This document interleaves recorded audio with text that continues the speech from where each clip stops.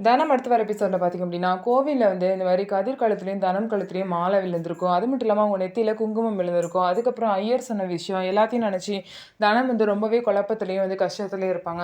அதுக்கப்புறம் கணேசமூர்த்தி அவங்களோட husband photo கிட்ட போய் நின்னு, இந்த மாரி வந்து எல்லாரும் என்ன சொன்னாலும் சரி, என் மனசுல எப்போதும் நீங்க மட்டும் தான் இருப்பீங்க. வேற யாருக்கும் என் மனசுல இடம் இல்ல அப்படின்னு சொல்லிட்டு அழுதுகிட்டே பார்த்தீங்க அப்படின்னா, தனம் வந்து கணேசமூர்த்தி முன்னாடி சொல்லுவாங்க. அதுக்கப்புறம் தனம் வேலைக்கு போனதுக்கப்புறம், அங்க தனத்தோட ஃப்ரெண்ட்ஸ்லாம் பார்த்தீங்க அப்படின்னா, "உனக்கு கதிர் சார் வந்து கரெக்ட்டா இருப்பாரு. 2 பேரும் நல்லா புரிஞ்சு வச்சிருக்கீங்க. அப்படி இருக்கும்போது, நீ ஏன் கதிர் சார மேரேஜ் பண்ணிக்க கூடாது? அவரோட காதல நீ ஏன் ஏத்துக்க கூடாது?" அப்படின்லாம் சொல்லிட்டு தனத்துக்கிட்ட பேசுறாங்க. "தயவு செய்து உங்கள கையெடுத்து கும்பிட்டு கேட்கிறேன். இத பத்தி இனிமே பேசாதீங்க." அப்படின்னு சொல்லிட்டு தனம் வந்து ஸ்ட்ரிக்ட்டா சொல்லிர்றாங்க. அதுக்கப்புறம் அந்த சைடு பார்த்தீங்கன்னா, கதிரோட ஃப்ரெண்டெல்லாம் நெறையா வந்து பாத்திரம், சேர்லாம் எடுத்துட்டு அந்த சைடு போறாங்க. "என்ன நீங்க என்ன பண்றீங்க இங்க?" அப்படின்னு சொல்லிட்டு தனம் கேட்குறாங்க.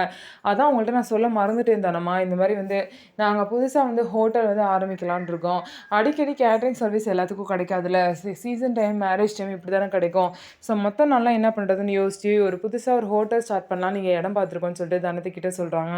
ஸோ நம்ம வீடியோ உங்களுக்கு பிடிச்சிருந்தா நம்ம வீடியோவ லைக் பண்ணிக்கோங்க. மறக்காம நம்மளோட சேனல சப்ஸ்கிரைப் பண்ணிட்டு பாருங்க.